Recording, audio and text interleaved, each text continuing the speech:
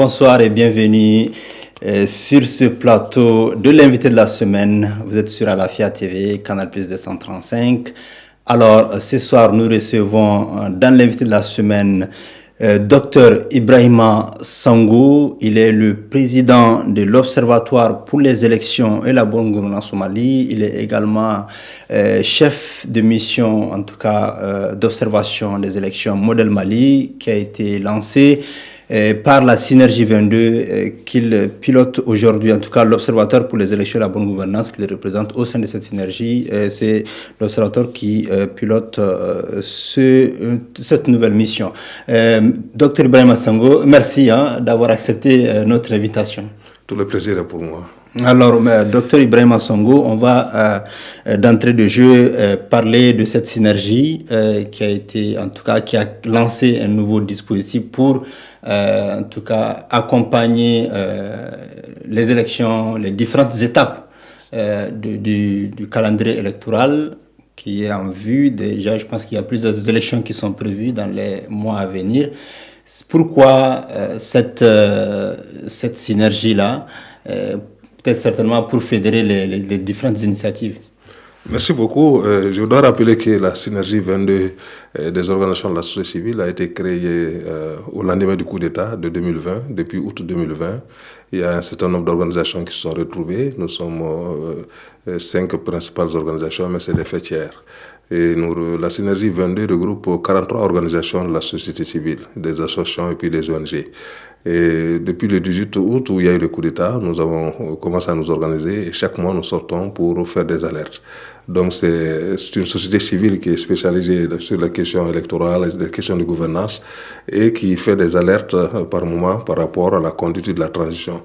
Et notamment 2 axes principaux, il y a les réformes politiques et institutionnelles électorales et puis l'organisation des élections. Donc comme c'est des missions qui sont contenues dans le cadre de la transition, nous avons pris ça sur nous et nous faisons des alertes par rapport à l'effectivité des réformes politiques et institutionnelles électorales et aussi par rapport à l'organisation des élections pendant la transition. Et pour qu'il y ait des élections transparentes, pour qu'on ne vive plus ce qu'on a vécu en 2020 avec l'organisation des législatives qui a conduit à un coup d'État. Vous avez parlé en tout cas de travailler à ce que les différentes phases de l'organisation des élections générales, de 3 élections générales à venir, à savoir le référendum, les élections présidentielles et législatives, il y a également les élections locales. Comment est-ce que vous êtes en train de voir en tout cas la démarche gouvernementale?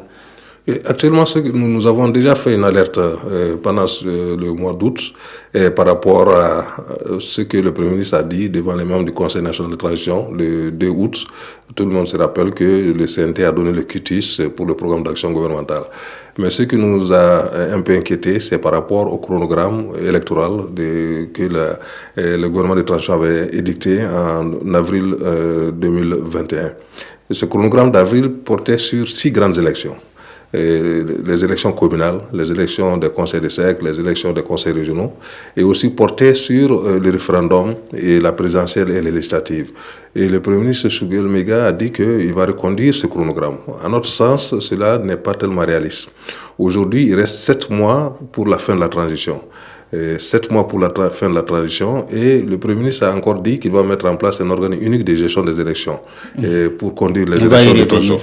Maintenant, pour nous, les 6 grandes élections ne sont pas possibles dans la durée restante de la transition et nous pensons qu'il faut revoir le calendrier électoral. Il faut un nouveau chronogramme électoral clair et précis et réaliste qui peut être mené dans le reste de la durée de la transition qui est de 7 mois. Et aussi revoir les réformes politiques et institutionnelles électorales qui peuvent être faites dans la durée restante de la transition. Donc c'est à ça que nous sommes attelés aujourd'hui pour dire au gouvernement qu'il faut revoir les choses et qu'il ne reste que 7 mois. Et s'il ne reste que 7 mois, il faut aller à l'essentiel. Est-ce que, comme le dit en tout cas le regroupement des partis politiques qui se sont réunis récemment, ils parlent en tout cas, ils ont noté la difficulté de mettre en place et de rendre opérationnel l'organe unique et indépendant des élections. Vous, est-ce que vous partagez cet avis? Est-ce qu'il faut tout simplement organiser la mise en place et attendre, en tout cas, un nouveau régime, peut-être entre guillemets, beaucoup plus légitime, pour opérationnaliser cet organisme de gestion des élections? Ou bien vous pensez qu'il est encore possible de le faire? Nous pensons qu'il est possible de mettre en place un organe unique de gestion des élections avant, pour organiser, disons, les élections de fin de transition. Et nous rappelons tout juste que au cours du mois de janvier 2021, il y avait eu un atelier organisé par le ministère de l'administration territoriale avec l'ensemble de la classe politique et des organisations de la société civile. Et les recommandations fortes de cet atelier, c'était de mettre en place un organe unique de gestion avant le 31 mars 2021. Ça veut dire que toute la classe politique est d'accord, disons la majorité de la classe politique est d'accord que pour ne pas subir le coup d'État du 18 août 2020 qui a emporté Ibeka, il faut, pour l'organisation des prochaines élections, un organe unique de gestion des élections. Et l'exemple le plus frappant, c'est qu'en 2020, par exemple, les députés qui se sont plaints du ministère de l'administration territoriale sont au nombre de 39. Or, ceux qui se sont plaints de la Cour constitutionnelle sont au nombre de 29. Donc, quand vous additionnez ces deux chiffres, 29 et 39, ça fait 68 députés sur les 147. Près de la moitié des députés sont pleins des organes de gestion qui existent à ce moment. Et la transition, pour nous, c'était un moment favorable pour mettre en place un organe unique de gestion des élections. Parce que l'organe unique a été réclamé depuis au moins 2008 avec le rapport d'Abadiawara. Et c'est faisable avant février 2022? C'est faisable parce que les textes en la matière, quand on se réfère à la démocratie, il y a des textes qui réglementent un peu la démocratie. Il y a le protocole additionnel de la CEDEAO, la charte africaine de la démocratie et puis la déclaration de Bamako, qui disent 6 mois avant les élections, il faut que les règles du jeu soient définies. Ça veut dire que la loi électorale doit être édictée et que tout le monde doit avoir connaissance de ça. Mais ce qu'on rappelle au Mali, si on prend l'exemple de 2013, la transition de 2013, la loi électorale a été promulguée à 2 mois seulement des élections. 2 mois des élections. La loi électorale date de mai et les premières élections ont été organisées en juillet. Ça, c'est en 2013. En 2016, quand on revoit les élections communales, la loi électorale date du 17 octobre et les élections communales, c'était le 20 novembre. En 2018, quand on voit la loi électorale, elle date du mois d'avril et les élections ont été organisées en juillet. Ça veut dire que c'est 3 mois avant les élections. En 2016, c'était 1 mois.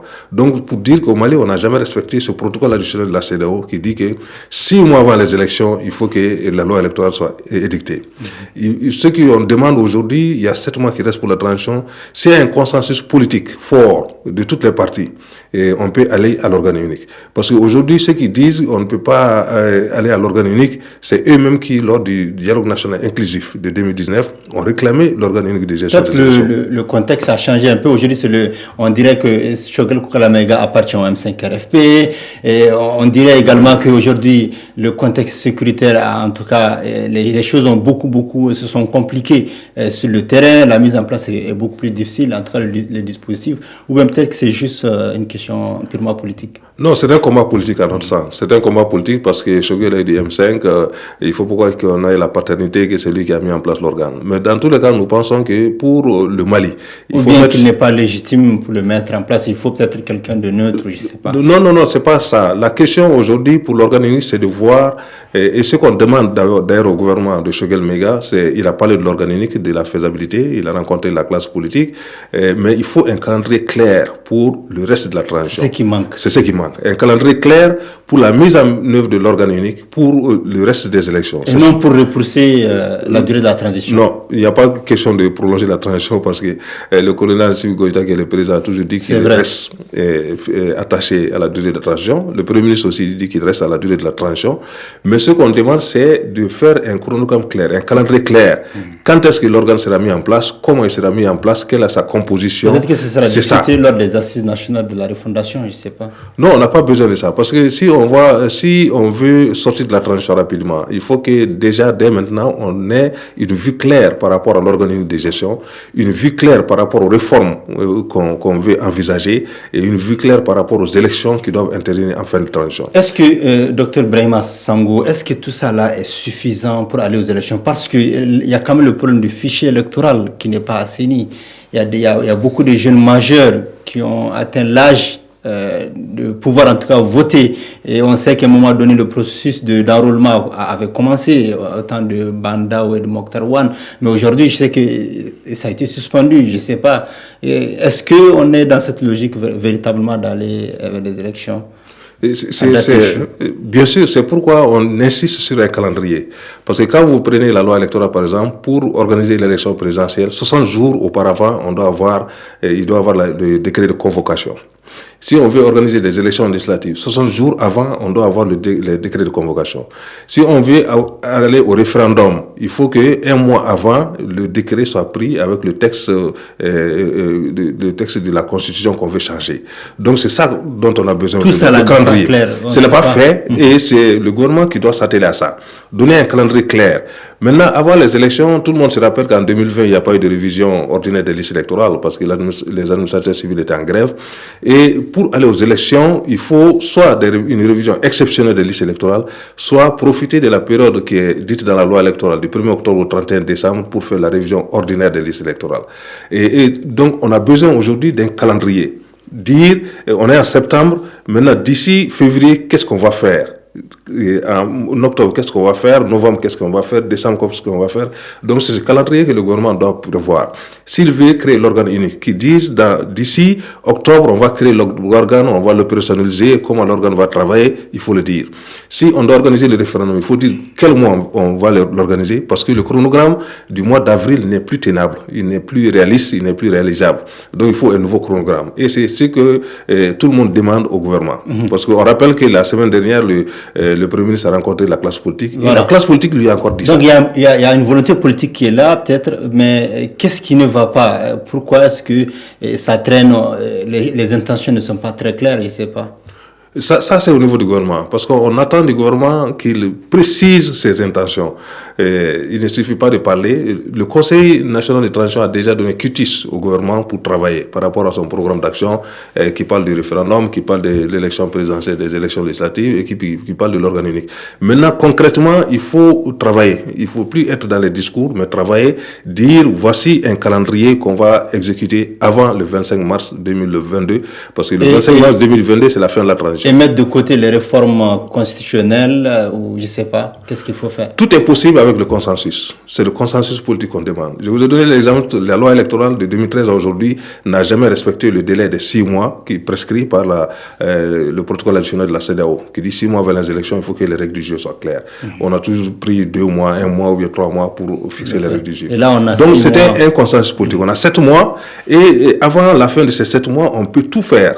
Quand il y a le consensus politique, quand il y a le dialogue, quand il y a la franchise. Qui doit amorcer ce consensus? Qui doit travailler à ce que...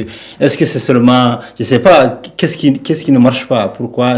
Comment est-ce que vous... C'est le gouvernement. Pour nous, c'est le gouvernement, parce que c'est le gouvernement qui a la responsabilité d'organiser les élections. C'est le gouvernement qui a la responsabilité des réformes politiques institutionnelles. Les partis politiques doivent accompagner, mais c'est au gouvernement d'être clair, de donner un chronogramme clair, un calendrier clair de mise en œuvre de tout ce qu'il a dit dans son plan d'action. Et cela n'est pas d'abord, et c'est cela qui frustre un peu les différentes parties. Qu'est-ce que vous direz à ceux qui disent que le contexte sécuritaire ne permet pas d'aller tout de suite aux élections? Si on se réfère au texte en matière de démocratie de la République, les élections sont nécessaires. Parce que quand on voit les textes que j'ai cités, le protocole de la CEDEAO, la Charte africaine de la démocratie, la déclaration de Bamako, un militaire n'est pas habilité à diriger un pays. C'est le pouvoir appartient aux civils. Et l'armée doit se soumettre au pouvoir civil. Donc, dans un pays, quand il y a une transition, ça veut dire que l'armée n'est pas dans son rôle. Le rôle de l'armée, c'est la sécurisation des personnes et des biens sur l'ensemble du territoire national. Donc, le pouvoir politique appartient aux civils. Donc, c'est pourquoi on dit que les élections sont nécessaires. Le contexte sécuritaire s'est dégradé depuis 2012. Jusqu'à présent, il ne fait que se dégrader. Cela pose la problématique même de l'efficacité des interventions sur le terrain. Donc, aujourd'hui, plus qu'hier, l'armée doit se concentrer sur sa mission première, qui est la sauvegarde des personnes et des biens sur l'ensemble du territoire national. Le pouvoir politique appartient aux militaires. Et si on est dans la démocratie, on doit savoir que les élections sont nécessaires dans la démocratie. Il faut que le peuple choisisse ses représentants, et pas sous la contrainte des armes, mais à travers le vote. Donc, il est essentiel d'aller aux élections pour qu'on sorte de la transition. Dans les zones où c'est faisable, quoi. C'est faisable. Il faut qu'on sorte de la transition. Je cite tout juste l'exemple du Burkina. En 2020, quand ils ont organisé des élections, ils sont convenus, la CENI, la Commission électorale nationale indépendante, et puis les partis politiques ont convenu que dans certaines zones, il ne peut pas avoir d'élection. Il ne peut pas avoir d'opération de vote. Donc là, on a expliqué ces zones, mais ils se sont entendus sur ça. Tout ça, ça démontre le consensus politique. Quand il y a un consensus politique dans le pays, les gens peuvent trouver des solutions pour aller aux élections. Mais les élections sont nécessaires et la durée de la transition, on doit respecter. Les 18 mois, on ne doit pas aller au-delà. Et l'armée, son rôle premier, ce n'est pas le pouvoir politique, mais c'est la défense des personnes et des biens sur l'ensemble du territoire. Pourquoi il ne faut pas dépasser ça? Parce qu'il y a des gens quand même qui disent qu'il faut prendre le temps qu'il faut pour réformer le pays, pour refonder le pays. On n'a pas besoin de ça. C'est-à-dire que la première chose, c'est la transition d'abord. Quand il y a transition dans un pays, quand il y a un coup d'État, c'est un recul de la démocratie. Et la faute est partagée non seulement entre les partis politiques, mais aussi avec l'armée. Parce que l'armée, son rôle, ce n'est pas le pouvoir politique. L'armée, c'est la sécurisation des personnes et des biens sur l'ensemble du territoire.